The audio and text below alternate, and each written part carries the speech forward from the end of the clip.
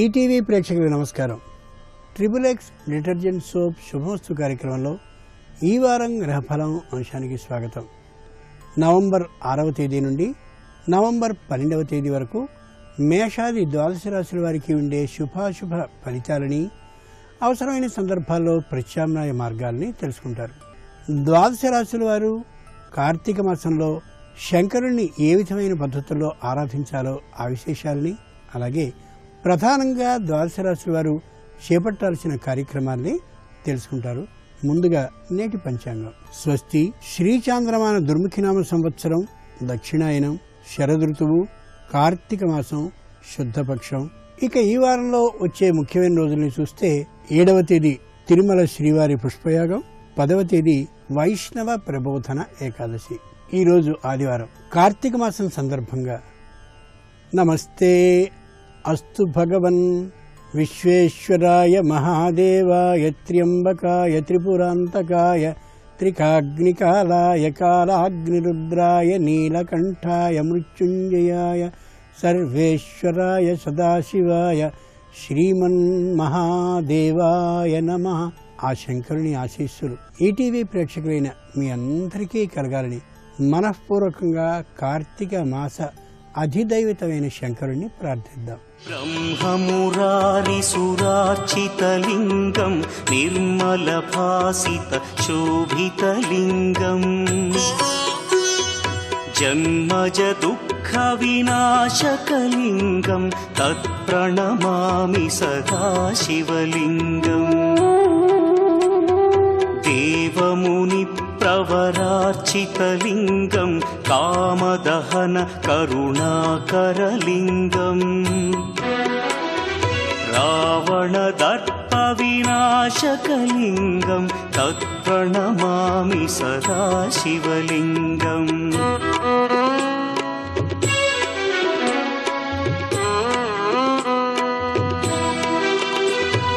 సర్వసుగంధసులేపితలింగం బుద్ధి వివర్ధన కారణలింగం సిద్ధసురాసురవందితలింగం తత్ప్రణమామి సదాశివలింగం. ఇక క్రమంగా మేషాది ద్వాదశ రాశుల వారి ఫలితాలని పరిశీలిద్దాం. ముందుగా మేషరాశి. ఈ వారం మేషరాశి వారి ఫలితాలని పరిశీలించి చూస్తే గురువు షష్ఠంలో ఉన్నాడు, శని అష్టమంలో ఉన్నాడు, రాహుకేతువులు పంచమ, ఏకాదశ స్థానాల్లో ఉన్నారు. ఈ కారణంగా అశ్విని నక్షత్ర జాతకులు తాము పోగు చేసుకున్నటువంటి సొమ్ముతో భూమిని కానీ గృహాన్ని కానీ అయిన వారి దగ్గర నుంచి కొనుక్కునే అవకాశం ఎక్కువగా ఉంది. తక్కువగా మిగిలినటువంటి వారు అంటే పై వారి నుంచి కొనుక్కునే అవకాశం కలుగుతుంది. మొత్తానికి భూమిని కానీ గృహాన్ని కానీ కొనుక్కునే అవకాశం బాగా కనిపిస్తోంది. భరణీ నక్షత్ర జాతకులు సంతానానికి సంబంధించినటువంటి విశేషమైన కృషిని చేసి ఉన్న కారణంగా పోటీ పరీక్షల్లో విజయాన్ని సాధించడమే కాకుండా మంచి ఉద్యోగాన్ని కూడా విదేశాల్లో సంపాదించే అవకాశం బాగా కనిపిస్తోంది. కృత్తికా నక్షత్ర జాతకులు ఆరోగ్య భంగం లేకుండా ఉంటారు. తమకి సంబంధించిన మనుమరాళ్లతో ఆడుకునేందుకు ప్రత్యేకంగా ఇంటికి వస్తారు. అందరి విందు వినోదాలతో సుఖంగా ఈ వారాన్ని గడుపుకోగలుగుతారు. ఈ వారం ఈ రాశివారు సరస్వతి అష్టోత్తర శతనామ పఠనాన్ని చేస్తూ గడపడం ఉత్తమం. మేషరాశి వారికి ప్రధాన ప్రతికూల గ్రహాలు రవి, కుజుడు, బుధుడు అయినటువంటి కారణంగా ఆ గ్రహాల ఆనుకూల్యం కోసం నమశివాయ జపాన్ని రోజుకు 108 మార్లు చేయడం ఉత్తమం. ప్రధానంగా ఈ రాశివారు నిదానమైనటువంటి ఆలోచనని చేయాలి. ఆలోచించి మాత్రమే నిర్ణయాన్ని చేయాలి. ఇక ఈ వారం వృషభ రాశి వారి ఫలితాలని పరిశీలించి చూస్తే గురువు పంచమంలో ఉన్నాడు, శని సప్తమంలో ఉన్నాడు, రాహుకేతువులు చతుర్థ, దశమ స్థానాల్లో ఉన్నారు. ఈ కారణంగా కృత్తికా నక్షత్ర జాతకులు ధాన్యం కానీ అలాగే కూరగాయలు కానీ వాటికి సంబంధించిన వ్యాపారాలను చేసేటటువంటి వారే అయినట్లయితే కొద్దిగా ఆర్థికమైనటువంటి లోటుని ఎదుర్కొంటారు. అంత మాత్రం చేత దిగులు పడాల్సిన అవసరం ఏమాత్రం లేదు. రోహిణీ నక్షత్ర జాతకులకి ఉద్యోగంలో కానీ అలాగే పదవిలో కానీ తాత్కాలికమైనటువంటి అసంతృప్తి గోచరిస్తూ ఉంటుంది. స్థలాన్ని మార్చాలనే ఆలోచన కానీ ఉద్యోగం నుండి మరొక చోటికి వెడదామనేటటువంటి ఊహ కానీ కాకుండా ఉన్నటువంటి చోటునే పరిస్థితుల్ని చక్కబెట్టుకోవడానికి ప్రయత్నించగలగాలి. మృగశిర నక్షత్ర జాతకులు సంతానం నుండి తాత్కాలికమైనటువంటి ప్రతిఘటన ఎదురైనటువంటి కారణంగా చాలా నిరుత్సాహపడే అవకాశం కనిపిస్తోంది. ఇది తాత్కాలికమే తప్ప మరొకటి కాదు. ఇతరుల సలహా కారణంగా సంతానం తాత్కాలికంగా విరోధించారని గమనించుకుని అలాంటి సలహాని సూచనని ఎవరిచ్చారో గమనించి వైద్యం అక్కడ చేయాలనే యథార్థాన్ని గుర్తించగలగాలి. ఈ వారం ఈ రాశివారు దుర్గా అష్టోత్తర శతనామ పఠనాన్ని చేస్తూ గడపడం ఉత్తమం. వృషభ రాశి వారికి ప్రధాన ప్రతికూల గ్రహాలు కుజుడు శుక్రుడు అయినటువంటి కారణంగా శివ సహస్రనామాన్ని నెల మొత్తం మీద పూర్తి చేయడం ఉచితం తప్ప ఒకే రోజున చెయ్యాలి అని అనుకుంటే అది సాధ్యపడకపోవచ్చు. ప్రధానంగా ఈ రాశివారు కొత్తగా రుణాలని చెయ్యనే కూడదు. ఇక ఈ వారం మిథున రాశి వారి ఫలితాలని పరిశీలించి చూస్తే గురువు చతుర్థంలో ఉన్నాడు, శని షష్ఠంలో ఉన్నాడు, రాహుకేతువులు తృతీయ నవమ స్థానాల్లో ఉన్నారు. ఈ కారణంగా మృగశిర నక్షత్ర జాతకులకి ఆటంకాలు ఎన్నున్నప్పటికీ కూడా మొత్తానికి వ్యవసాయాన్ని చేయగలుగుతారు. చక్కటి పంట దిగుబడిని సాధించుకునేటటువంటి అవకాశం నాకు కలిగిందనే ధైర్యంతో ఉండగలుగుతారు. ఆర్ద్ర నక్షత్ర జాతకులకి ఎన్నెన్ని అడ్డంకులు వచ్చినప్పటికీ కూడా ఉద్యోగాన్ని సక్రమంగా నిర్వహించుకోగలుగుతారు, శత్రువులని నివారించుకోగలుగుతారు. పునరుసు నక్షత్ర జాతకులు కూడా ఆరోగ్య భంగం కలిగినప్పటికీ కూడా వెంటనే ఆరోగ్యంలో కుదుట పడేలా చేసుకోగలుగుతారు. ఏ విధమైనటువంటి అధైర్యాన్ని పడకుండా తప్పక ధైర్యంగా ఆరోగ్యాన్ని సుస్థిరపరుచుకోగలుగుతారు. ఈ వారం ఈ రాశివారు అన్నపూర్ణ అష్టోత్తర శతనామ పఠనాన్ని చేస్తూ గడపడం ఉత్తమం. మిథున రాశి వారికి ప్రధాన ప్రతికూలమైనటువంటి గ్రహాలు రవి, కుజ, బుధ, శుక్రుడు కాబట్టి వారి అనుకూలత కోసం శివాలయానికి మారేడు పత్రిని రోజూ సమర్పించడం మంచిది.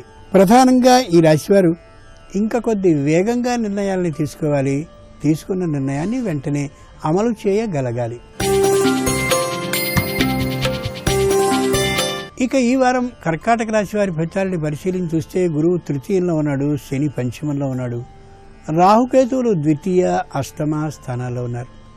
ఈ కారణంగా పునరసు నక్షత్ర జాతకులు భూమి గురించి గృహం గురించి ఉన్నటువంటి వివాదాలను పరిష్కరించుకోవాలని ఎంత ప్రయత్నం చేసినప్పటికీ కూడా ప్రయత్నాలుగానే మిగులుతాయి. కానీ ఈ వారంలో దానికి సంబంధించిన నిశ్చయ స్థితి వస్తుందనే నమ్మకం తక్కువ.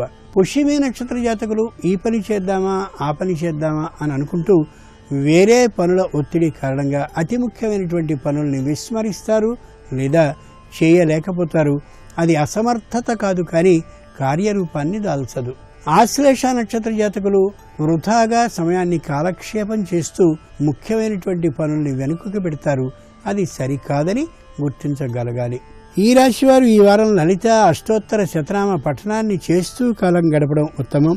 కర్కాటక రాశి వారికి ప్రధాన ప్రతికూల గ్రహం రవి అవుతున్నటువంటి కారణంగా రవి గ్రహ అనుకూలత కోసం శివాలయానికి భస్మాన్ని పంపించి భస్మ జలంతో అభిషేకించవలసిందిగా ప్రార్థించాలి అర్చకుణ్ణి. ముఖ్యంగా ఈ రాశివారు ఈ వారం మనశ్శాంతి కోసం మౌన ధ్యానాన్ని చేయాలి. ఆలోచనని కూడా లౌకికంగా చేస్తూ ఉండాలి.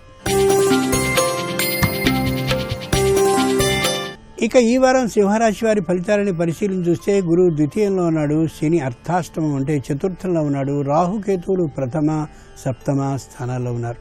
ఈ కారణంగా మఖా నక్షత్ర జాతకులు అనేకమైనటువంటి వ్యాపారాలని ఒకే ఒకసారి ప్రారంభించి తమ తండ్రి, తమ సోదరులు, తమకి సంబంధించిన బంధు మిత్ర గణంతో ఈ వ్యాపారాలన్నింటినీ నడపడాన్ని ప్రారంభిస్తారు.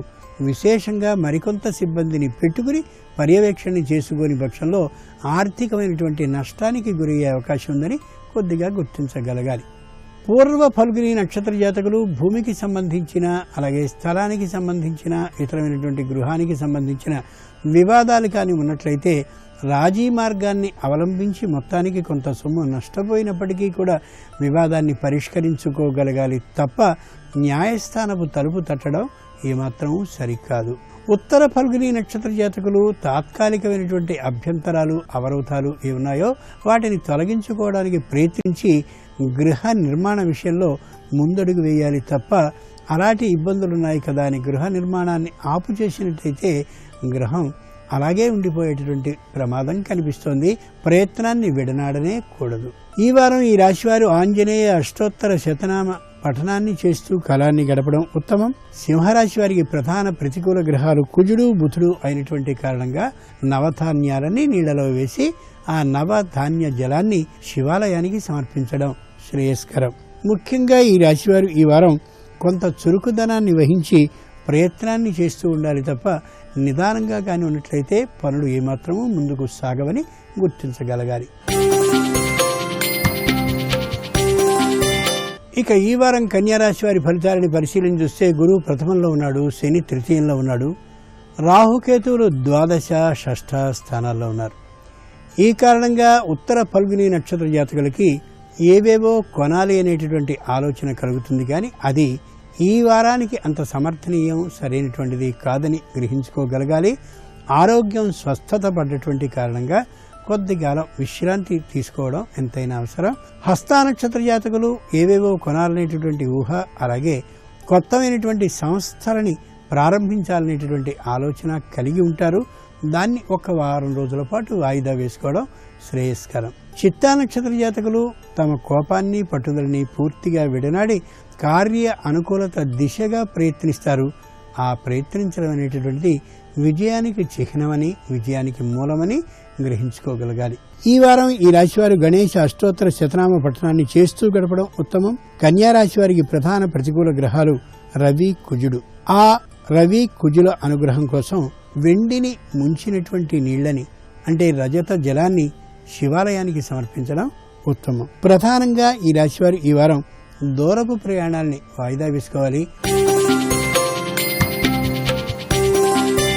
ఇక ఈ వారం తులారాశి వారి ఫలితాలని పరిశీలన చూస్తే గురువు ద్వాదశంలో ఉన్నాడు, శని ద్వితీయంలో ఉన్నాడు, రాహు కేతువులు ఏకాదశ పంచమ స్థానాల్లో ఉన్నారు. ఈ కారణంగా చిత్తా నక్షత్ర జాతకులకి శారీరకమైనటువంటి శ్రమ అధికమైనటువంటి కారణంగా చేయవలసిన పని పట్ల కొద్దిగా నిరుత్సాహం, అలాగే ఉద్వేగం కలగడం, దీనితో పాటు ఏ పనిని చేయలేమేమో అనేటటువంటి తీవ్రమైన నిర్వేదం, అలాగే పని కావడం లేదనే ఉత్కంఠ కలుగుతూ మొత్తానికి ఈ వారం అంతా మానసికంగా కొద్ది చికాకుగా ఉండే అవకాశం కనిపిస్తోంది. స్వాతి నక్షత్ర జాతకులకి ఈ వారం ఉద్యోగంలో ఉన్నతి కానీ లేదా వేతన అభివృద్ధి కానీ కలుగుతుంది. ఉద్యోగంలో మరింత ఇంకో మెట్టు ఎక్కినటువంటి కారణంగా పని ఒత్తిడి కూడా బాగా కలిగే కారణంగా ఇంటికి ఆలస్యంగా రావడం కానీ, సరైనటువంటి సమయానికి తిండి నిద్ర లేకపోవడం కానీ కలగచ్చు. విశాఖ నక్షత్రం వారికి రుణం చేయవలసిన పరిస్థితి ఏర్పడుతుంది. ఉద్యోగం దూరంగా జరిగిపోతూ ఉంటుంది.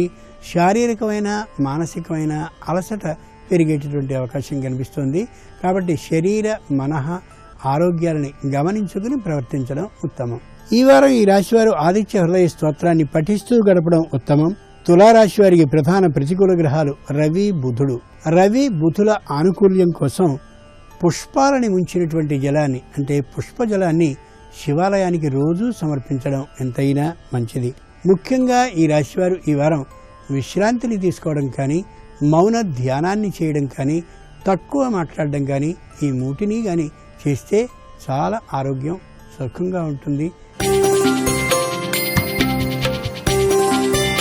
ఇక ఈ వారం వృశ్చిక రాశి వారి ఫలితాలని పరిశీలించి చూస్తే గురువు ఏకాదశంలో ఉన్నాడు, శని ప్రథమంలో ఉన్నాడు, రాహు కేతువులు దశమ చతుర్థ స్థానాల్లో ఉన్నారు. ఈ కారణంగా విశాఖ నక్షత్ర జాతకులకి పనుల్లో చికాకుగా అనిపిస్తూ ఉంటుంది. ఏదైనా ఊరు కొంతకాలం పాటు వెళ్లి విశ్రాంతి తీసుకోవాలి అని అనిపిస్తుంది. ఇంట్లో ఏ పనిని చేయాలనే బుద్ధి పుట్టదు. బంధువుల మిత్రుల ఇళ్లకి వెళ్ళాలి అని అనిపిస్తుంది. వెళ్ళకూడదని వెళ్ళలేమని కూడా అనిపిస్తుంది. తమకి తామే ఒక ప్రణాళికని నిర్ణయించుకోగలగాలి. అనురాధ నక్షత్ర జాతకులకి ఎటు చేయాలో ఏం చేయాలో పాలుపోనటువంటి స్థితి కనిపిస్తూ ఉంటుంది. రుణం చేసినటువంటి వారి నుండి వచ్చినటువంటి ఒత్తిడి, ఒక పక్క తామేం చేయలేకపోతున్నాం అనేటటువంటి అసామర్థ్య బాధ పీడిస్తూ ఉంటుంది. ఏ విధమైన శత్రుబాధ ఉండదు, ఏ విధమైన భయము ఉండదు, కానీ మానసికంగా మాత్రం వేదన పడుతూ ఉంటారు. ఈ వారానికి జ్యేష్ఠ నక్షత్ర జాతకులకి న్యాయస్థానపు తీర్పు అనుకూలంగా ఉండే అవకాశం లేదు. ఆ కారణంగా వారు మానసికంగా కొద్దిగా క్లేశాన్ని పొందుతారు తాత్కాలికంగా. కానీ ఈ విధమైనటువంటి పరిస్థితి తాత్కాలికమే అని గ్రహించగలగాలి. ఈ వారం ఈ రాశివారు రాజరాజేశ్వరి అష్టోత్తర శతనామ పఠనాన్ని చేస్తూ కాలాన్ని గడపడం ఉత్తమం. వృశ్చిక రాశి వారికి ప్రధాన ప్రతికూల గ్రహాలు రవి కుజులు. అయినటువంటి కారణంగా ఆ రవి కుజుల అనుకూలత కోసం కస్తూరిని కలిపినటువంటి పరిమళ ద్రవ్యాన్ని అంటే పరిమళ ద్రవ్యాన్ని శివాలయానికి సమర్పించడం నెల రోజుల పాటు ఉచితం, సమంజసం. ముఖ్యంగా ఈ రాశివారు ఈ వారం వీలైనంత వరకు తోడు ఉండేలా చూసుకోవాలి తప్ప ఒంటరిగా ఉండి మనఃక్లేశాన్ని అనుభవించడం సరికాదు. ఇక ఈ వారం ధనురాశి వారి ఫలితాలను పరిశీలించి చూసుకున్నట్లయితే గురువు దశమంలో ఉన్నాడు, శని ద్వాదశంలో ఉన్నాడు, రాహుకేతువులు నవమ తృతీయ స్థానాల్లో ఉన్నారు. ఈ కారణంగా మూలా నక్షత్ర జాతకులు చెప్పనటువంటి పనిని కూడా చేసి గొప్ప కీర్తి ప్రతిష్టలని సంపాదిద్దామని అనుకుని ప్రధానమైనటువంటి పనిని చేయలేక అధికారుల ఆగ్రహానికి తాత్కాలికంగా గురి అయ్యే అవకాశం ఉంది. ఆ కారణంగా ప్రధానమైన పనిని మాత్రమే చేపడుతూ చెప్పని పనికి వెళ్లాలనే ఆలోచనని విరమించుకోవడం ఎంతైనా మంచిది. పూర్వాషాఢ నక్షత్ర జాతకులు తమకి సంబంధించిన పని కాకుండా ఇతరులకి సంబంధించిన పనిని కూడా చేయగలననేటటువంటి ధైర్యంతో భుజాన వేసుకోవడం ఏమాత్రం సరికాదు. తమ పనులు ఆగిపోయే పరిస్థితి, ఎదుటివారి పనులు చేయలేనటువంటి స్థితి కలిగి అనవసరమైన నిందకి పాల్పడేటటువంటి అవకాశం వస్తుంది. కాబట్టి ఉత్తరాషాఢ నక్షత్ర జాతకులు కుటుంబానికి, సంతానానికి సంబంధించిన పరిస్థితిని అంతటినీ చక్కదిద్దినటువంటి కారణంగా సుఖ సంతోషాలతో ఈ వారాన్ని గడపగలుగుతారు. మానసికంగా ఆహ్లాదకరంగా ఉంటారు. ఈ వారం ఈ రాశివారు లక్ష్మీ అష్టోత్తర శతనామ పఠనాన్ని చేస్తూ గడపడం ఉత్తమం. ధనురాశి వారికి ప్రధాన ప్రతికూల గ్రహాలు కుజుడు, శుక్రుడు. కుజ శుక్రుల అనుగ్రహత కోసం పంచామృతాలని స్వయంగా శివాలయానికి సమర్పించడం నెల రోజుల పాటు ఉత్తమం. ప్రధానంగా ఈ రాశివారు ప్రణాళికని సరిగా వేసుకోగలగాలి. ఇతరుల పనిని భుజాల మీద వేసుకోకుండా ఉండగలగాలి. ఇక ఈ వారం మకర రాశి వారి ఫలితాలని పరిశీలించి చూస్తే గురువు నవమంలో ఉన్నాడు, శని ఏకాదశంలో ఉన్నాడు, రాహుకేతువులు అష్టమ ద్వితీయ స్థానాల్లో ఉన్నారు. ఈ కారణంగా ఉత్తరాషాఢ నక్షత్ర జాతకులు వ్యాపారానికి, ఉద్యోగానికి కొద్ది దూరంగా ఉంటూ వ్యాపార ఉద్యోగాలని పట్టించుకోనటువంటి స్థితిలో ఉంటారు. వ్యాపారాన్ని, ఉద్యోగాన్ని సక్రమంగా ప్రతినిత్యం పరిశీలించుకొని, పరిరక్షించుకొని, పర్యవేక్షణ చేయని పరిస్థితిలో అయినట్లయితే నష్టాన్ని చవిచూసే ప్రమాదం ఉందని గుర్తించి మరింత శ్రద్ధ వహించాలి ఉత్తరాషాఢ నక్షత్ర జాతకులు. శ్రవణ నక్షత్ర జాతకులు తాము ఒక ఏర్పాటు చేసుకున్నటువంటి ప్రణాళికని అమలు చేయడానికి ప్రయత్నించాలి. భార్యా సహకారాన్ని లేదా భర్త సహకారాన్ని తీసుకుని దంపతులు చక్కగా వ్యాపారాన్ని కానీ కొనసాగించాలనే దృఢ నిర్ణయానికి వచ్చినట్టయితే తప్పక వ్యాపారం ఎదుగుదలకి నోచుకుంటుంది. ధనిష్ట నక్షత్ర జాతకులు భూమిని కానీ గృహాన్ని కానీ సంపూర్ణంగా కొనుక్కోగలుగుతారు. అలాగే అంతకుముందు ఉన్నటువంటి వాద వివాదాలని పూర్తిగా తొలగించుకోగలుగుతారు. సుఖ సంతోషాలతో ఈ వారాన్ని గడపగలుగుతారు. మకర రాశి వారు ఈ వారం నవగ్రహ ప్రదక్షిణలు చేస్తూ కాలాన్ని గడపడం, ఆ స్తోత్రాలని పఠిస్తూ కాలం గడపడం ఉత్తమం. మకర రాశి వారికి ప్రధాన ప్రతికూల గ్రహాలు కుజుడు, బుధుడు. కుజ బుధ అనుగ్రహం కోసం శివ ద్రవ్యాన్ని దేవాలయం నుండి ఏమాత్రమూ తెచ్చుకోకుండా ఉండాలి. ప్రధానంగా ఈ రాశివారు ముందు చూపుతో భవిష్యత్తుకి సరైనటువంటి అంచనాలను వేసుకోవాలి తప్ప గాలిలో మేడల్ని కట్టడం ఏమాత్రం సరికాదు. ఇక ఈ వారం కుంభరాశి వారి ఫలితాలను పరిశీలించి చూస్తే గురువు అష్టమంలో ఉన్నాడు, శని దశమంలో ఉన్నాడు, రాహుకేతువులు సప్తమ ప్రథమ స్థానాల్లో ఉన్నారు. ఈ కారణంగా ధనిష్ట నక్షత్ర జాతకులకి పెద్దదైనటువంటి సభకి ఆహ్వానం లభించవచ్చు. వైజ్ఞానిక శాస్త్ర సదస్సులో ఒక ప్రతినిధిగా వీరికి ఆహ్వానం కూడా అందే అవకాశం కనిపిస్తోంది. అంతటి ఉత్తమమైనటువంటి సభకి వెళ్ళగలిగిన అదృష్టం ఈ వారంలో కనిపిస్తోంది. శతభిష నక్షత్ర జాతకులకి ఆరోగ్యం చక్కగా ఉండడమే కాకుండా ముఖ్యమైనటువంటి వ్యాపారానికి సంబంధించిన రహస్యాలని మరో ప్రదేశానికి వెళ్ళి తెలుసుకోగలుగుతారు. అలాంటి వ్యాపారాన్ని చెయ్యాలి అనే ఒక ఊహకి వస్తారు. ఆ ఊహకి రూపకల్పన కూడా చేసుకోగలుగుతారు. పూర్వభద్ర నక్షత్ర జాతకులు సంతానానికి సంబంధించిన విద్యా అభివృద్ధి కోసమని ప్రత్యేకమైనటువంటి ప్రదేశాలకి వెళ్ళి కొన్ని మెళకువలు నేర్చుకుని రాగలుగుతారు. సంతాన విషయంలో ముఖ్యమైనటువంటి శ్రద్ధ చూపడం చాలా చెప్పుకోదగినటువంటి అంశం. కుంభరాశి వారు ఈ వారం లక్ష్మీ నృసింహ కరావలంబ స్తోత్రాన్ని కానీ లేదా లక్ష్మీ నృసింహ అష్టోత్తర శతనామ పఠనాన్ని చేస్తూ గాని గడపడం ఉత్తమం. కుంభరాశి వారికి ప్రధాన ప్రతికూల గ్రహం రవి, బుధుడు, శుక్రుడు. ఈ రవి, బుధ, శుక్రుల అనుగ్రహం కోసం శివాలయానికి ఏవైనా మరమ్మతులు కానీ ఉన్నట్లయితే యథాశక్తి చేయించడం ఉత్తమం. ముఖ్యంగా ఈ రాశివారు పొదుపుని పాటించాలి, అహంకారాన్ని, గర్వాన్ని విడిచిపెట్టాలి. ఇక ఈ వారం మీనరాశి వారి ఫలితాలని పరిశీలించి చూస్తే గురువు సప్తమంలో ఉన్నాడు, శని నవమంలో ఉన్నాడు, రాహుకేతువులు షష్ఠ, ద్వాదశ స్థానాల్లో ఉన్నారు. ఈ కారణంగా పూర్వభాద్ర నక్షత్ర జాతకులకి బంధుజనం నుండి తాత్కాలికమైనటువంటి నిరాదరణ, మిత్రుల నుండి దూరంగా ఉండేటటువంటి తనం ఈ వారంలో ఏర్పడవచ్చు. అంత మాత్రం చేత నిరుత్సాహపడాల్సిన అవసరం ఏమాత్రమూ లేదు. ఇది తాత్కాలికమైనటువంటి వ్యతిరేకత మాత్రమే అని గుర్తించగలగాలి. ఉత్తరాభాద్ర నక్షత్ర జాతకులకి పై అధికారులతో, కింది అధికారులతో, అలాగే వ్యాపారంలో అయినట్లయితే భాగస్వాములతో, అలాగే కుటుంబం అయినట్లయితే సంతానంతో తాత్కాలికమైనటువంటి పొరపక్షం ఏర్పడే అవకాశం కనిపిస్తోంది. బాగా ఆలోచించి ఎక్కడ పొరపాటు జరిగిందనేది ఊహించుకోగలిగితే చక్కగా సమస్య విడిపోయే పరిస్థితే తప్ప సమస్య జటిలం కాదు, కాబోదు. రేవతి నక్షత్ర జాతకులు ధనానికి సంబంధించినటువంటి నిర్ణయాన్ని గట్టిగా తీసుకోగలగాలి. పొదుపు చర్యల్ని జాగ్రత్తగా చేసుకోవాలి. లేని పక్షంలో ధనానికి సంబంధించినటువంటి లోటుని పొందేటటువంటి అవకాశం ఉంది.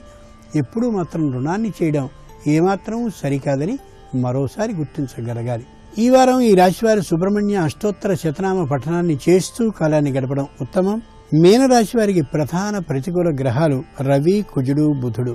ఈ రవి, కుజ, బుధుల అనుగ్రహం కోసం శివాలయానికి ఈ నెలకు సరిపడా అగరవత్తులు ఎన్నవుతాయో ఆ అగరవత్తుల్ని పంపి ధూపాన్ని వేయించవలసిందిగా పురోహితుడిని ప్రార్థించడం ఉత్తమం.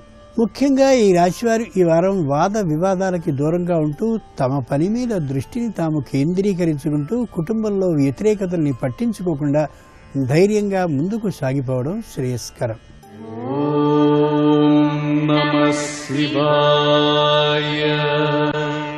రేపు కార్తీక శుద్ధ అష్టమి. దీన్నే గోష్ఠాష్టమి అంటారు. ఆవుల్ని పూజించి ప్రదక్షిణ చేస్తే ఆశించినటువంటి కోరికలు నెరవేరుతాయి. విష్ణు పూజ కూడా మనోవాంఛల్ని నెరవేరుస్తుంది. శ్రీకృష్ణుని పూజిస్తే గోవులు, పశు సంపద కూడా వృద్ధి అవుతాయి. శివాభిషేకం ఉత్తమ ఫలితాల్ని కలిగిస్తుంది, సకల శుభాల్ని కలిగిస్తుంది. రేపు కార్తీక శుద్ధ అష్టమి సందర్భంగా నిషేధించవలసినవి ఉల్లి, ఉసిరి. వస్త్రదానం, అన్నదానం కూడా యథాశక్తి ఉపకరిస్తుంది. దుర్గామాత యొక్క అభిషేకం లేదా పూజా స్మరణ ఉత్తమ ఫలితాన్ని కలిగిస్తుంది. ఓం దుర్గాయ నమః అనేటువంటి మహామంత్రం రేపు విజయాన్ని కలిగిస్తుంది, ధైర్యాన్ని కలిగిస్తుంది.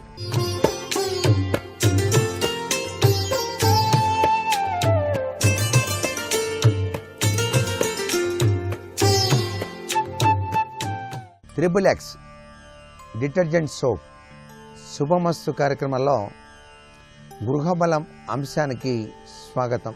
మానవ జీవితంలో సంభవించేటువంటి వివిధ రకాలైనటువంటి సమస్యల పరిష్కారానికి వాస్తుశాస్త్ర రీత్యా, గ్రహచార రీత్యా మనం ఆచరించేటువంటి నియమాలు సర్వే సర్వత్రా కూడాను శుభకరమైనటువంటి ప్రభావాన్ని చవిచూస్తాయి.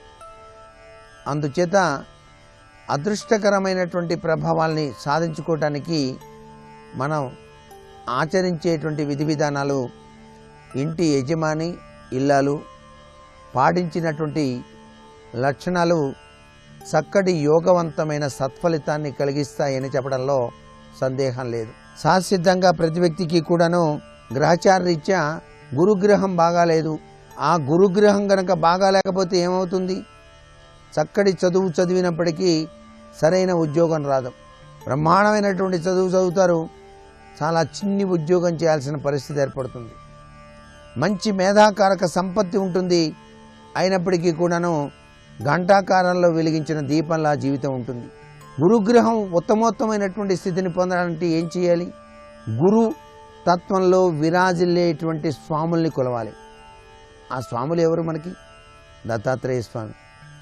ఆయన్ని మించిన గురువు లేడు కదా. మరి అందుచేత దత్తప్రభువు ఆ స్వామిని ఆరాధన చేసి, అలాగే షిర్డీ సాయిబాబా, రాఘవేంద్ర స్వామి ఇలాంటి గురు పరంపరాతత్వంలో విరాజిల్లేటువంటి గురువులను మనం ఆరాధన చేసి ఆవు నేతితో దీపాన్ని వెలిగించి శనగలు నైవేద్యంగా సమర్పించాలి. అలా గనక చేసినట్లయితే గురుగ్రహం చక్కటి యోగవంతమైన సత్ఫలితాన్ని ప్రసాదింపచేసి జీవితానికి కీర్తిని, ప్రతిష్టను, చదువుకున్న చదువుకి తగిన ప్రతిఫలాన్ని మీరు సాధింపజేసుకోవడానికి ఆస్కారం ఉంటుంది.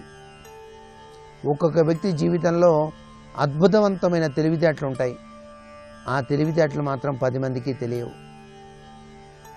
ఆ 10 మందికి పంచే యోగం కూడా ఉండదు. ఇదంతా గురువు యొక్క గ్రహం యొక్క ప్రభావమే. గురుగ్రహ స్తోత్ర పట్టణం కూడా మంచిది. గురు స్తోత్రం చాలా విశేషవంతమైన ప్రభావాన్ని ఇస్తుంది.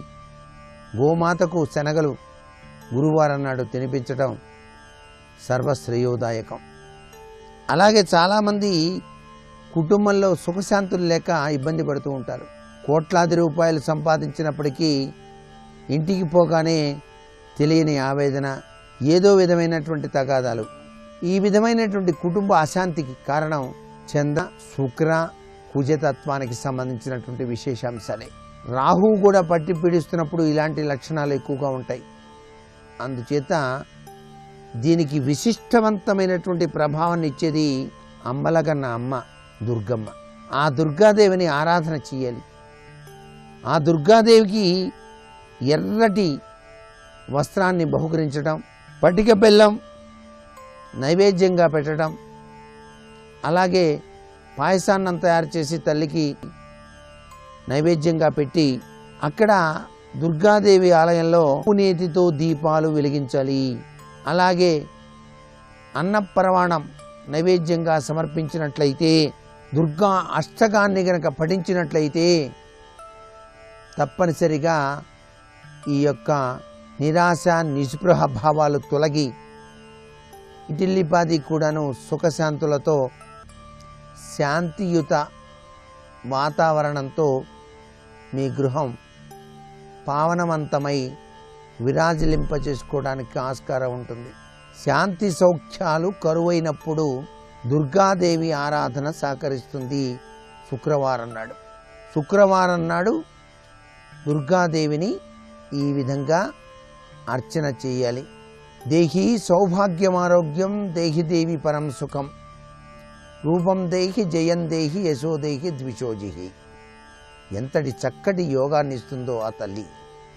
ఇలా గనక గృహాలు గనక మీరు ఆచరణ చేసినట్లయితే సర్వసుఖ శాంతులు పొంది శాంతి నివాసంగా మీ గృహం విరాజిల్లుతుంది. అలాగే కోరిన కోరికలు ఎంత ప్రయత్నం చేసినా నెరవేరటం లేదు. అభీష్ట సిద్ధి కావాలి అని చెప్పేసి విశ్వ ప్రయత్నం చేస్తున్నారు. ఎంత ప్రయత్నం చేసినప్పటికీ కూడాను ముక్తి అనేటువంటిది దొరకట్లేదు. ఆ భావన పరంపర నెరవేరట్లేదు. ఇలా అభీష్ట సిద్ధిని సాధింపజేసుకోవడానికి గృహంలో ఏం చేయాలి? మనం ఏం చేస్తే అభీష్ట సిద్ధి నెరవేరుతుంది అంటే మర్రి, మామిడి, అత్తి, జువ్వి, నేరేడు ఈ చెట్ల యొక్క బెరడును కానివ్వండి లేక వేరును కానివ్వండి సంపాదించి నీటిలో వేసి మీరు స్నానం చేయాలి. స్నానం చేసేటువంటి సమయంలో ఇలా చిన్ని వేళ్ళు తీసుకొచ్చి వాటిని గనక నీటిలో వేసి గనక స్నానం గనక ఆచరించినట్లయితే తప్పనిసరిగా అభీష్ట సిద్ధి నెరవేరటానికి ఆస్కారం ఉంది. నీటిలో అధిదైవిక శక్తి ఉంటుంది కాబట్టి అని. ఆ అధిదైవిక శక్తి ఈ వేళ్ల యొక్క ప్రభావరీత్యా వేసినటువంటి ఈ అద్భుతవంతమైనటువంటి ఔషధీయుక్తమైనటువంటి తత్వచింతన మీలో ఉన్నటువంటి అభీష్టాన్ని నెరవేర్చడానికి సహకరిస్తుంది. దైవ బలం లేనప్పుడు ఎన్ని ప్రయత్నాలు సాగించినప్పటికీ వృధా అవుతాయి కదా. అందుకనే ఇంటిల్లిపాది దైవబలం కావాలంటే, దైవబలంతో జీవితాన్ని సాగించాలంటే కొన్ని విశేషాంశాలు మనకు మహర్షులు అందించారు. వాటిని మనం పాటించి ఆచరణలో పెట్టినట్టయితే మీ అభిష్టాలన్నీ కూడాను మీరే నెరవేర్చుకోవడానికి ఆస్కారం ఎంతగానో ఉంటుంది సుమా అనేటువంటి విషయాన్ని ఇక్కడ గ్రహిద్దాం. మరికొన్ని సమస్యల విషవలయం నుంచి బయలుపడటానికి ఆచరించవలసినటువంటి వాస్తుశాస్త్రరీత్యా నియమాలేమిటో రేపటి శుభమస్తు కార్యక్రమంలో తెలుసుకుందామా? మరి సర్వే జనా సుఖినో భవంతు.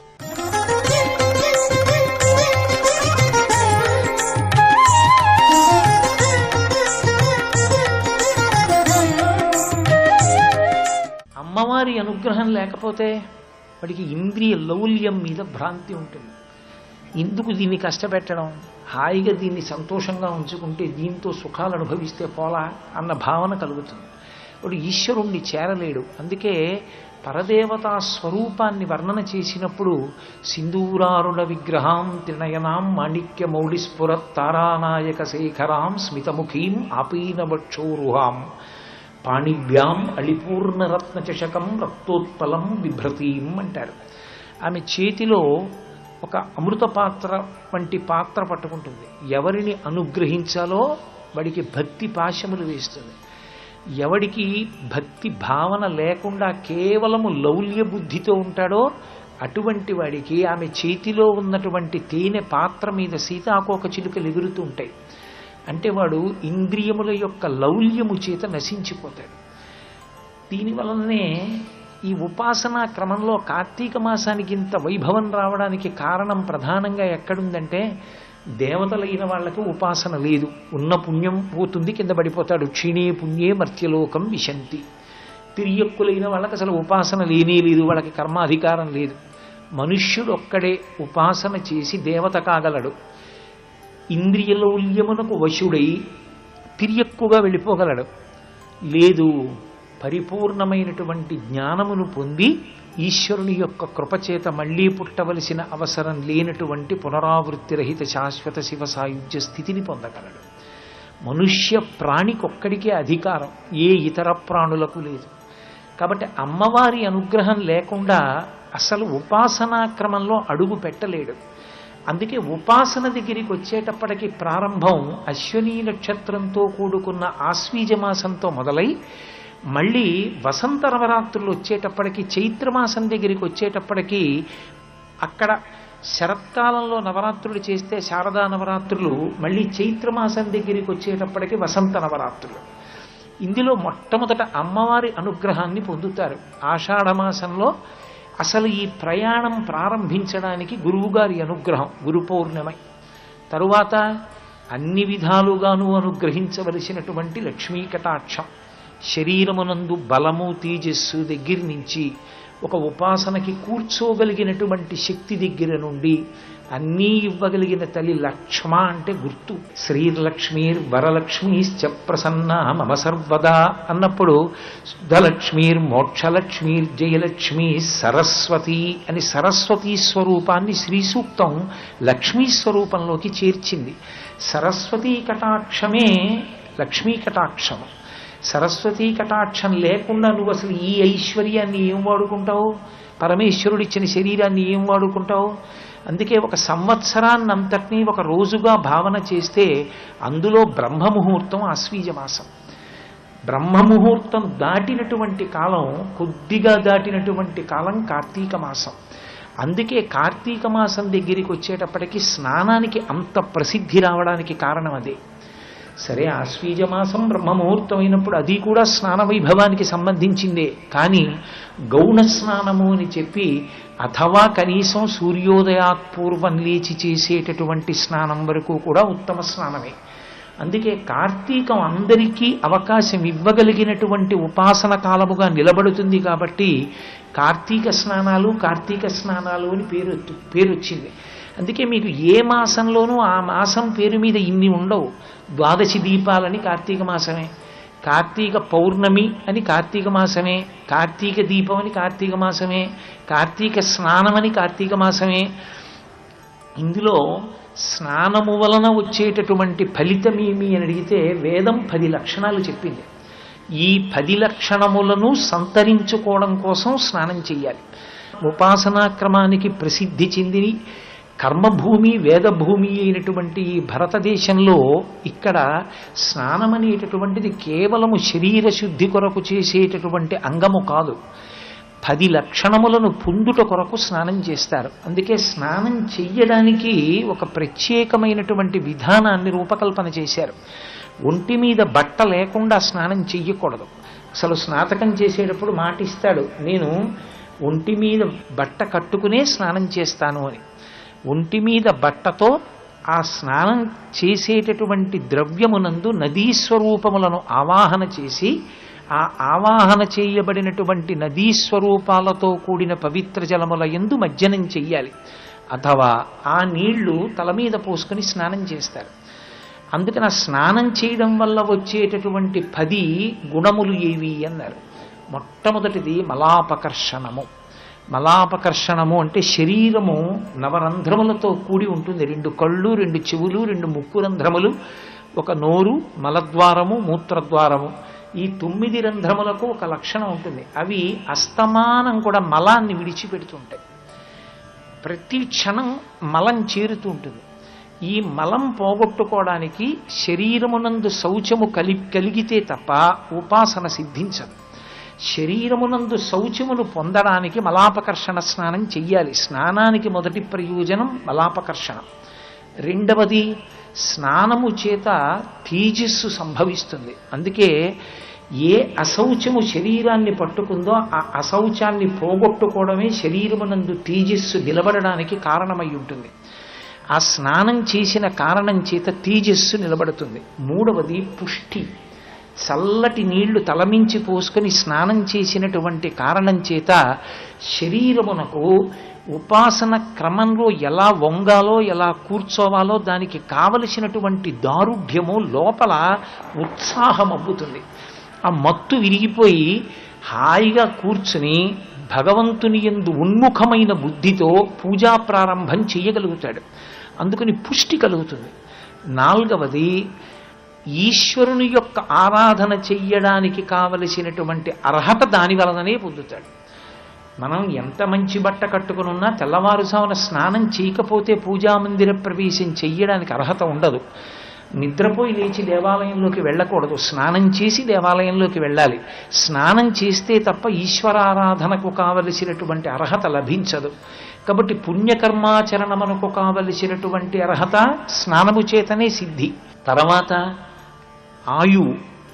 ప్రతిరోజు నియమం తప్పకుండా 3 పూట్ల స్నానం చేసేటటువంటి అలవాటు ఉన్నవారు శౌచమును నిలబెట్టుకుంటాడు. కాబట్టి చక్కటి ఆరోగ్యాన్ని పొంది దాని వలన దీర్ఘాయుష్మంతుడవుతాడు. ఆయువు, ఆరోగ్యము. చల్లటి నీళ్లు స్నానం చేసిన కారణం చేత, అంటే అనారోగ్యముతో ఉన్నటువంటి వాడు వేడి నీళ్లు స్నానం చేసినా శాస్త్రం దోషం పట్టుకోలేదు, అథవా విభూతి స్నానం చేసినా దోషం పట్టుకోలేదు. అసలు యథార్థంగా మాట్లాడితే బయట పంచభూతములు ఉన్నట్టే పంచభూత స్నానము అని ప్రతి వాళ్ళు చెయ్యాలి. అందులో ఒక ప్రత్యేకమైన స్నానం పంచభూతములలో ఒకటి ఆకాశం. ఆకాశ సంబంధమైన స్నానము దివ్య స్నానం అంటారు. అది ఒక పక్క ఎండ కాస్తూ ఉంటుంది, ఒక పక్క వాన చినుకులు పడతాయి. అలా ఉన్న పరిస్థితిలో సంవత్సరానికి ఒకసారైనా స్నానం చేయమన్నారు. అది దివ్య స్నానం. గోధూళి వేళ అంటారు. గోవులు ఇంటికి వెళ్ళిపోతున్నప్పుడు వాటి డెక్కల నుంచి రేగిన ధూళి మన మీద పడుతుంది, అది వాయుస్నానం. అలాగే అగ్ని స్నానం అని ఉంటుంది. అది విభూతిని తల మీద చల్లుకుంటే పంచభూతములలో ఒకటైనటువంటి అగ్ని స్నానం చేసినట్టు. జలస్నానము అంటే నీటి యందు మునిగి స్నానం చేయడం. గౌణ స్నానం, అధమాధమమైన స్నానం ఏది అంటే తాను మునగకుండా నీళ్లు తీసి తన మీద పోసుకోవడం. అది మనం ఇళ్లల్లో చేసేటటువంటి స్నానం. అసలు నిజమైన స్నానం మజ్జనం. మజ్జనం అంటే తల 3 మాటలు మునగాలి. అంటే ప్రవహించేటటువంటి నది యందు స్నానం చేస్తాడు, లేదా తటాకమునందు. అది స్నానం. అటువంటి స్నానము వలన మనిషికి లౌల్యము నశిస్తుంది. లౌల్యము అంటే మీతో నేను మనవి చేశాను, ఇంద్రియములతో భోగం అనుభవించాలనేటటువంటి కోరిక తగ్గిపోతుంది. తగ్గి భగవంతుని పట్ల ఆభిముఖ్యము కలుగుతుంది. మనసు నిర్మలత్వమును పొంది చిత్తము శుద్ధి పొంది భగవంతుని యొక్క పూజకి కూర్చున్నప్పుడు త్రికరణములు ఏకీకృతమవుతాయి. నోటితో నువ్వు ఏది చెప్తున్నావో అది నీకున్నటువంటి శరీరావయవములలో ప్రధానంగా చెయ్యి చేస్తుంది, మనసు చూస్తుంది. అప్పుడు పూజ పూర్తవుతుంది. నేను నోటితో పాదయోహ పాద్యం సమర్పయామి అన్నాను అనుకోండి, కాసి నీళ్ళు ఇలా వేస్తే అది పూజ అవ్వదు. అసలు ఆయన పూజ చెయ్యలేదు అన్న విషయం ఎక్కడ తెలిసిపోతుందంటే ముఖే ఆచమనీయం సమర్పయామి అన్న దగ్గర తెలిసిపోతుంది. ముఖే ఆచమనీయం సమర్పయామి అంటాడు, ఓ మాట తీసి ఇలా నీళ్లు పోస్తాడు. ఎక్కడ ఆచమనీయమైంది? ఆచమనీయం నువ్వు అలాగా చేస్తున్నావు, 3 మాటలు పుచ్చుకుంటున్నావు. ఈశ్వరుడికైనా అంతే ఆచమనీయం. 3 మాటలు ఎందుకు ఇవ్వవు? 3 మాటలు ఇవ్వాలంటే ఆయన ఇలా చెయ్యి చాపాలా? ఆయన ఇలా చెయ్యి చాపాలంటే ఆయన చేతి కంకణములు కణకణ కణకణ ధ్వని చెయ్యాలా? కదలిన బాహుపద క్రమంబున రవము సూపిడి నూపు రములవాణి అంటారు పోతన గారు. అక్రూరుడికి దర్శనమైంది. ఆయన చెయ్యిలా చాపితే శ్రీమన్నారాయణుడు ఆయన చేతి కంకణములు ధ్వని చేస్తాయి. ఆయన ఇలా చెయ్యి పెడితే నువ్వు ఉద్ధరిణితో నీళ్లు వేస్తే ఆయన లోపలికి పుచ్చుకుని మళ్ళీ చెయ్యి చాపాలా? ఏది వ్యవధానం? ఎక్కడ వేశావు?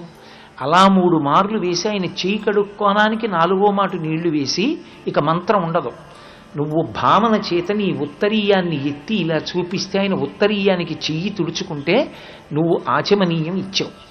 ఈ 3 ఏకీకృతము కావాలి అంటే నువ్వు నోటితో చెప్పిన మంత్రాన్ని మనసు దర్శనం చేసి చెయ్యి అలా కదిలి ఆ కాలమునందు ఎంత వ్యవధానం ఉండాలో అంత వ్యవధానంలో నీటి ధార అంత చక్కటి నిలబడిన బుద్ధితో నువ్వు సమర్పణం చెయ్యాలి అంటే దానికి శరీరం అంతా సిద్ధపడడానికి చల్లని నీటితో స్నానాన్ని శాస్త్రం విధించింది. ఇప్పుడు అలా చేసినటువంటి కారణం చేత లౌల్యము నశిస్తోంది అంది. అలా ఎవరు పూజ చేశాడో వాడు తపస్సిద్ధిని పొందుతాడు. ఎందుకని? మీ మనసు ఎక్కడ ఏకీకృతమై కేంద్రీకృతమై నిలబడిపోయిందో అక్కడ తపస్సు. కదిలిపోయే లక్షణం ఉన్న మనస్సు నిలబడిపోతే తపస్సు చేశాడంటారు. మీరు పూజ చేసేటప్పుడు భగవంతుని యొక్క ఉపచారములు చేసేటప్పుడు మీకు ఆయన పాదములు, ఆయన చేతులు, అధాంగ పూజ చేసేటప్పుడు ఆయన పాదముల నుంచి తల వరకు ఆయన అవయవాలన్నీ కనపడి మీరు సర్వాణ్యంగాని పూజయామి అన్నప్పుడు పళ్ళెంతో ఇలా పూలు పూస్తే కింద పడిపోతున్నటువంటి పువ్వులతో సమానంగా స్వామి కిరీటం, లలాటం, కస్తూరి తిలకం, నాసాగ్రం, దానికి చివర పెట్టుకున్నటువంటి ముత్యం, ఆయన కపోలాలు, ఆయన గడ్డం, ఆయన కంఠం, దాని మీద త్రివళులు, మెడలో హారాలు, వక్షస్థలం కౌస్తుభమణి, ఆయన నాభి, దాని మీద ఉన్న మేఖల, ఆ మోకాళ్ళు, పట్టుపంచ, ఆయన పాదాలు, పాదాల మీద ఉన్న తులసి దళాల వరకు పువ్వులతో పాటు మీ చూపులు కిందకి ఈశ్వర దర్శనం చెయ్యగలిగాయనుకోండి అధాంగ పూజలో మీరు తపస్సు చేశారని గుర్తు. అది పూజ తపస్సుగా మారుతుంది. దీనికి అలా మనసుని నిలబెట్టగలిగినది ఏది అంటే ఒక్క స్నానమే. స్నానము చేత మాత్రమే అంటే నిద్రాణముగా ఉన్నటువంటి బుద్ధి, మనసు లేచి ఏకీకృతమవుతాయి, పరమ సంతోషంతో చేస్తాయి. అందున తపస్సుగా మారడం అన్న మాటకు అర్థం ఏమిటో తెలుసా? మూకశంకరులు మూకపంచశతి చేస్తూ చెప్తారు, జింతోస్తవ పద పూజన సంతోషతరంగితస్య కామాక్షి బంధో యది భవతి పునః సింధోరంభస్సు బభ్రమీతి శిలా అన్నారు ఆయన ఆర్యాశతకంలో. సంతోషతరంగితస్య కామాక్షి, భగవంతుని యొక్క పూజ చేయడం అంటే నదిలో తరంగములు వచ్చినట్టుగా లోపల సంతోష తరంగములు వస్తూ ఉండాలి. ఎందుకు ఆ తరంగములు అంటే ఆనందం. స్వామి రండి ఆవాహయామి అనేటప్పటికీ సింహాసనంలో ఆయన వచ్చి టీవీగా కూర్చుని కుడికాలు పైకెత్తి పాదపీఠం మీద పెడితే నా తల్లి సీతమ్మ ఆయన పక్కన కూర్చుని ఆమె కాలు తీసి ఆ పక్కన పెడితే ఆ పాదపీఠం మీద ఉన్న 2 పాదాల్ని చూసి మడిచినటువంటి పాదం వంక చూసి పరాశర భట్టర్లు అంటారు శ్రీగుణరత్న కోశంలో, ఏకంజంచనతి క్షమం మమ పరంచ ఆకుంచ పాదాంబుజం మధ్యే విష్టర పుండరీకమ భయం విన్యస్య హస్తాంబుజం త్వాం పశ్యేమ దిశీరుషీం ప్రతికళం కారుణ్య కులంకష స్పారాపంగతరంగమంబ మధురం ముగ్ధం ముఖం బిభ్రతీం అంటారు. అమ్మా నేను వచ్చానమ్మా, ఒక కాలు మడిచి కూర్చున్నావు అమ్మా, 2 పాదముల మీద పువ్వులేసిన తల తాటించాలనుందమ్మా, ఏది ఆ 2వ పాదం చాపు అంటే పరమ ప్రేమతో అమ్మవారిలా కాలెత్తి ఆ 2వ పాదం కూడా చాపి పాదపీఠం మీద పెడితే అమ్మవారి పాదములకు పెట్టుకున్న మంజీరముల ధ్వని వినపడుతుంటే ఆ పసుపుతో లత్తుకతో ఉన్న అమ్మవారి పాదాలు చూసి శంకర భగవత్పాదులు అంటారు, అమ్మా కదాకాలే మాత కదయ కలితా లక్తకరసం పిబీయం విద్యార్థి తవ చరణ నిర్ణీజన జలం ప్రకృత్యా మూకానామ బిచ కవిచ కారణతయా అని. అమ్మా ఆ పాదాలను నేను పాత్రలో పెట్టి నా భార్య నీళ్లు పోస్తుంటే ఆ పాదాలు కడుగుతుంటే ఆ పసుపు లత్తుగా కరిగిపోయిన ఎర్రటి నీళ్లని ఉద్ధరిణితో తీసి నా కుడి చేతిలో వేసుకుని నేను తాగే రోజు ఎప్పుడమ్మా ఈ విద్యార్థిగా అదృష్టం అంటారు. ఆ నీళ్లు చూసి ఆ పాదాలు కడిగి ఆ పాదతీర్థాన్ని లోపలికి పుచ్చుకుంటుంటే సంతోష తరంగితస్య కామాక్షి అంటారు మూకశంకరులు. తరంగములు నదిలో ఎలా వస్తాయో మనసులో సంతోష తరంగములు అలా రావాలి. అంత ఆనందంతో పూజ బరువైపోకూడదు. పూజ చెయ్యడానికి ఉత్సాహం ఉండాలి. అబ్బా ఎప్పుడు చేస్తామని. అది సుప్రభాతం. అలా వెళ్ళి చేసినటువంటి పూజ ఉందే, దానివల్ల నువ్వు ఎంత సంతోషంగా బయటికి వస్తావో పూజామందిరంలోంచి. అలా చెయ్యగలిగినటువంటి లక్షణమునకు ఆది ఎక్కడ ఉన్నది అంటే స్నానమునందు ఉన్నది. సర్వం శ్రీ ఉమామహేశ్వర పరబ్రహ్మార్పణమస్తు. స్వస్తి.